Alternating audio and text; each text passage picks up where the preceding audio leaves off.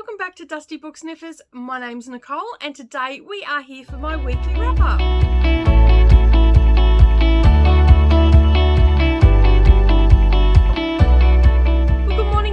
And welcome back to the channel. Thank you so much for taking some time out of your day to join me today.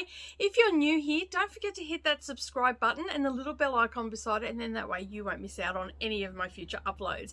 And if you're a returning subscriber, welcome back. Thank you so much for taking some more time out of your day to join me and sticking around for all the craziness that is my life of reading. All right, so as I said at the beginning, we are here for my weekly wrap-up. I have been pretty much just reading fairly slowly this week. I've only read, I think it's 1, 2, 3, 4 books this week, 5 books this week, and they've all been relatively small books, so not my normal, 350 plus pages. So these were all around the 200 or less mark. I think I've got one that was over the 300 mark. So it has been a bit of a slower week. I've still got some books on the go for the month of April that I've got to get finished, but for the most part I am getting through everything. So the first one that I'm going to talk about today is a classic, and it's one of my favorites. So I mentioned this in my newbie tag video of being one of my first books that I remember reading, like chapter books as the kids like to call them. My kids do. I don't know about anybody else's, but my kids always call them chapter books. And it's Anne of Green Gables. Now, this was a bingo prompt. So for one of the bingo prompts in my Facebook group, which is a crafting group, and I've got a little reading nook there, it was to read your favorite classic. Now, there are many classics out there that I, would like to read again or read for the first time, but I chose to read Anne of Green Gables because I just really enjoyed the week before when I read Enid Blyton's Enchanted Wood. I just really enjoyed that, and I just wanted something that was lighthearted and just good for the soul, basically, and Anne of Green Gables fit that bill. I don't have the Chronicles of Narnia. I've got 3 of the 4 books. The first one got damaged, so I didn't have that one here, so it would have either been that one or Anne of Green Gables, but I chose to read Anne of Green Gables, and after doing a little bit of, we've got the physical books here. As you can see, I've got the book here. This is my daughter's book, and I'm not allowed to bend anything or anything like that. But I went and had a little bit of a look. The whole series is on Kindle Unlimited as well. So you can get all the books on there from Kindle Unlimited if you've got that. And I think it was only to purchase it was under $10 for the whole lot. So that's a pretty good bargain for all the books, because there's 7 in the series. I haven't read the whole series. I've only read the first 3 books. So that's I don't even think I've finished the 3rd book from memory, but I've definitely read the first 2, and I've read the first one numerous times. That's the introduction to Anne, and it's just a really good book. Like, I love it, the descriptiveness of the words, and all the rest of it. So for those that haven't read Anne of Green Gables or haven't heard of it, my first question is, where have you been, and why haven't you not read this? It doesn't matter how old you are. This is a wonderful book to read. Now, basically, it is following the story of Anne Shirley. She is an orphan girl that finds herself on Prince Edward Island in a place called Avonlea, and she lives in a house called Green Gables. Now, Marilla and Matthew Cuthbert are the owners of Green Gables, and basically they had heard someone had fostered or adopted an orphan, and I can't remember whether she was the person they heard about. I think it was the little boy that they got, or they thought that they wanted to get a little boy, so they sent word through one of the other people that live in the town to bring them a little boy back to help Matthew and Marilla on the farm, because they are starting to get up in age. So basically that person went off to do that, but they brought a little girl back instead.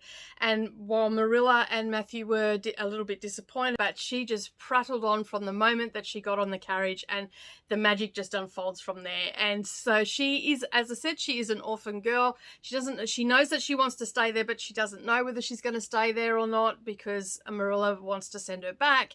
But she ends up a little bit of a spoiler, she ends up staying there, but she is a young girl with a very active imagination and has a knack of finding trouble. And it just follows her story of her settling into her life now on Green Gables and where it goes from there. And the books follow on, and they're just amazing. It always just brings a smile to my face. I just absolutely love Anna Green Gables. So, of course, it's got a 5-star from me, because it's always got a 5-star from me. It was originally published in 1908, and it has 308 pages in it, and that's the book there that I've read. My daughter's got the box set. Her auntie rang me one day and said, what should I get her? What sort of books? I said, well, she really wants to have the collection for the Anna Green Gables, so they purchased that for her, and I've read it very, very gingerly without breaking the spine or anything. So there is proof that it is going back to her in one piece, so I will put that back. But I am actually contemplating grabbing the ones on Kindle Unlimited, because then I don't have to worry about that sort of stuff, because they are her books and I don't want to wreck them. So yeah, so basically it is published by L.M. Montgomery, and as I said, it was published back in 1908, so I thought it fit the bill very well, and I love it, and I'd happily read it again today, except I've got too much to do today. All right, so the next one that I'm going to move on to, and this one is a audiobook that I've listened to.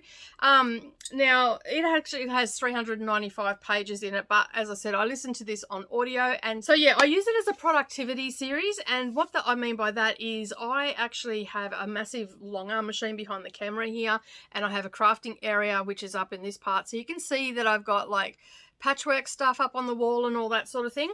So basically, when I'm standing at the long arm machine, I'm basically standing at the long arm machine watching a machine move, or I'm moving the machine.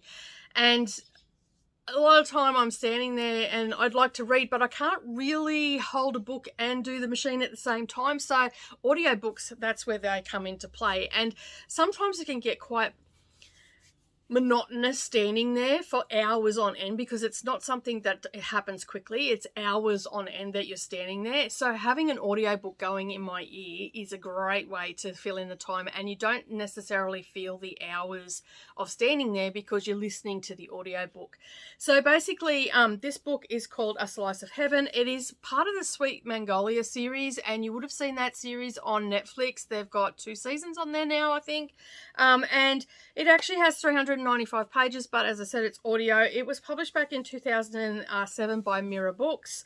The audio goes for 11 hours and 23 minutes, but I listen to my audiobook sped up quite a bit, so it usually goes for about 7 hours. I don't have it too fast when I'm at the long arm machine, because I'm using heavy machinery and I don't want to be focusing on the story as much as I want to be focusing on the machine. So I speed it up a little bit to about 1.5, 1.8, depending on the narrator. So yeah, so that gets me through a day of work. And so this story is this is book 2 that I read, and it is mainly about Dana Sue and her daughter Annie.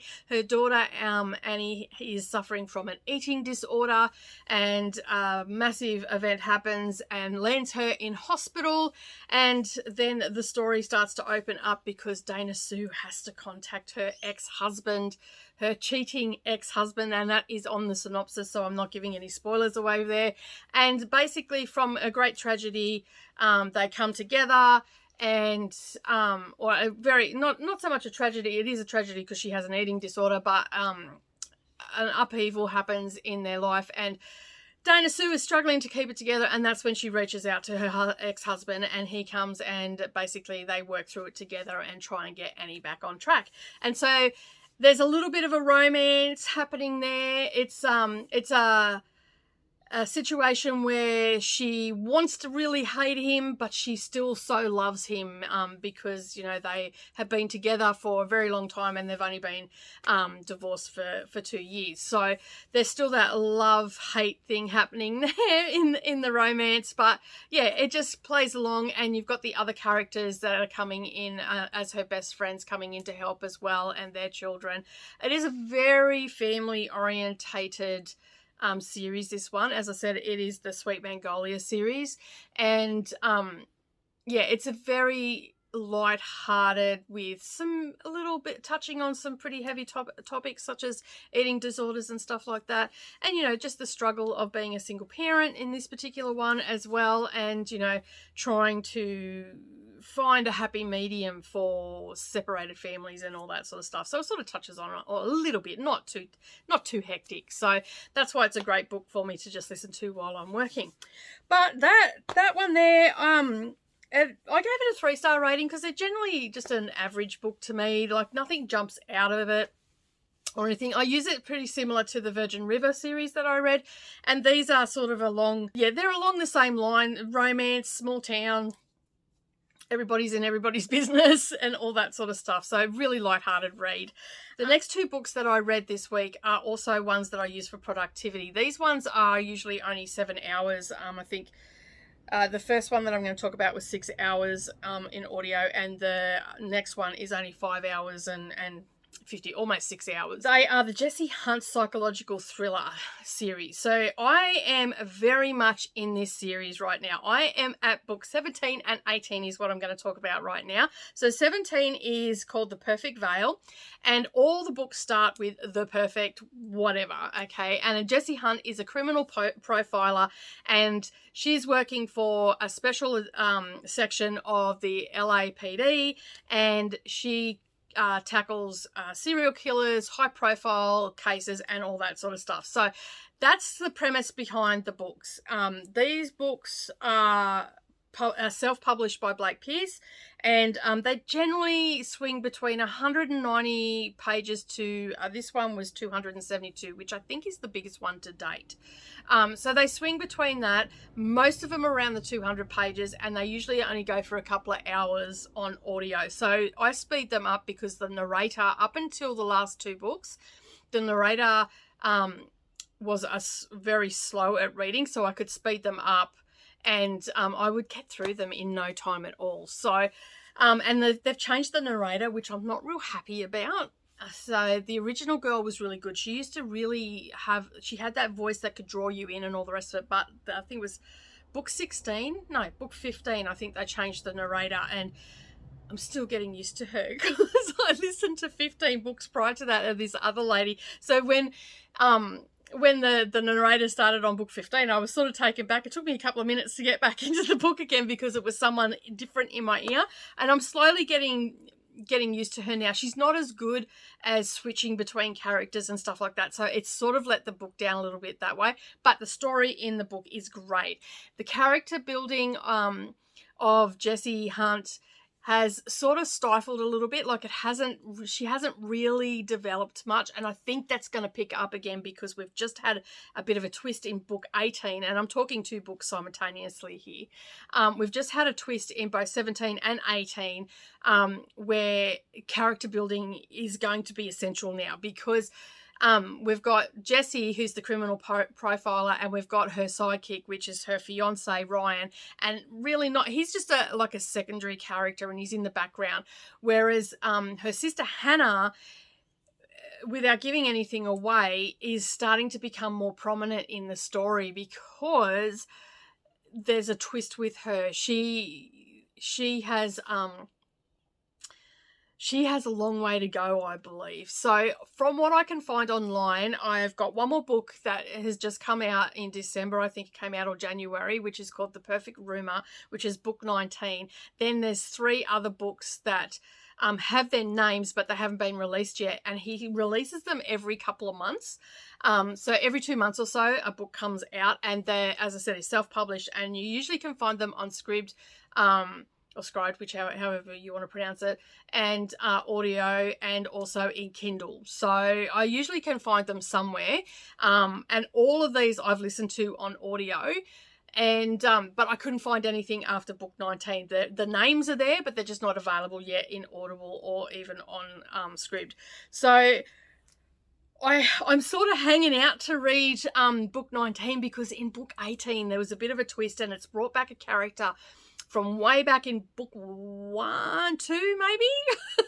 And so it's brought a character back, and it's a big twist. Like, Jessie had put this person into jail because that's the premise of her book. She always solves the puzzle and whatnot. And yeah, so it's going to be, and this character has been popping up here, there, and everywhere in the last couple of books, in different scenarios throughout the book. So this book 18, it shifted it, and so I'm pretty happy about that we're going to get some more excitement, because I did feel that book 14, 15 and somewhat of 16 was a little bit lacking. It was starting to become a little bit predictable, but there's just been these little pops of tidbits popping up in the last couple of books, and it's finally come to head. And we're having some character development on Hannah, her sister, who, yeah, will she or won't she? And all the rest of it. And it's definitely not romance, that's for sure. So they are very fast paced. They fly through. So if you're looking for a quick audiobook to listen to, they are all on Scribed, and they are all over on Audible up until book 19. And I don't think book 19 is on Scribed, because I'll have to get that through Audible. So yeah, just go and have a look at them. They are really quick paced, and as I said, it's following a criminal profiler, and just, I mean, at first I'm like, this girl is so dumb, like, why is she getting into these scrapes? But she does develop a little bit better, and you start to go through it, and as she develops as a criminal profile. But that is book 17 and 18. So book 17 is The Perfect Veil. Book 18 is The Perfect Indiscretion. Perfect Veil was in November, and then he brought one out at the end of December, which was The Perfect Indiscretion. And yeah, they both go for about 6 hours on audio. Very small books. They, as I said, they swing between 190 and the biggest one is 278, which is that one there. And so I'm hoping that I'll get, I don't know whether I want to rush into it or whether I want to wait, because I've got a feeling that the story's going to flare up soon, and I'll maybe wait so I can read 2 books in a week. All right, but that's those ones. They are good books. I really do enjoy them, but I still only give them 3 stars because they're just an average quick read. All right, the next one is Fortuna Sworn by K.j.Sutton. This is book 1 of 6. Now, this book I did with the Council of High Ladies. They did a live 24-hour, although each month they have a 24-hour readathon, and then they go live on whatever day they choose in the month. They go live for that, and then they do some reading sprints for a couple of hours, and then we go off and try and get as much of the book as we can get read in 24 hours, if not finish the book in 24 hours. So this is the second time that I've joined them. The first time I didn't know what it was about. I just read It Ends With Us, and then I read the book the next day, the one that they had read on the reading sprints. This time I was in time, and it was called Fortuna Sworn, and it was published in 2019. It has 316 pages. I read this on Kindle, and I gave it a 3-star rating, and it is a fantasy romance. A very bad one at that. I probably shouldn't say that. Like, it was an enjoyable read, but there was just so many frustrating things about this particular book. Like, just the fact that the main character just blindly goes into situations without asking any questions, and it was just driving me mental. Like, ask some questions. So she got tricked into a mating bond. She's following a fairy into God knows where. She ends up doing this trial. No questions asked, no explanation. There's slow burn in it, and then there's an imaginary friend, from what I can gather, and it's all happening. Now, I am definitely sitting on the fence whether I'm going to invest the time into reading, because there's 4 books published already, and there's 2 more that will come out between now and the end of 2023. So I am sort of sitting on the fence. Do I actually want to continue with this story? The way it ended, it has me a little bit intrigued on, do I want to? Like, it's a big time commitment to invest in 6 books in a series. if the main character is going to tick me off in every book. So the premise behind the book is that she is the last of her kind. She is a nightmare, and her brother went missing 2 years ago. She's been on the hunt for him. The book starts out where she has been kidnapped, and she escapes from that after catching the eye of a fairy, I assume he's a dark fairy because that's the way he's carrying on, and he is, and you find that out a little bit later on. But yeah, it was just, and so the story follows on from there. She follows him into the unseelie world, and basically it goes from there. There's trials, there's no real clear, for me at least, I mean, I'm sure that maybe the other people that read it might have a much clearer idea of what's going to happen in this book. But it was an enjoyable read. It was quick. It's definitely not young. I don't think it's young adult. I think it's bordering line on adult. But yeah, I just don't know whether I want to sink a lot of time into this series. So yeah, but yeah, I struggle with how many, how do I explain it? I just struggle with how much stuff is going on with this character, and also what's not going on with this character. There's just, I know that some characters are built like that they have flaws and all the rest of it, but this chick's ticking me off. Ask some questions. You can't be that dumb. I'm sorry, but that's just how I felt while I was reading it. And then, as I said, I got to the end, and then they threw that little bit in at the end, and I'm like, damn it, now I sort of want to know. But I'm still sitting on the fence, and I haven't jumped off yet. I do have book 2, and because I got them on special, and yeah, so I do have book 2, so it is there ready for me to read. Am I going to read it in the next month or so? Probably not. If I get desperate, maybe. But for this month coming, no, I'm not going to be reading it.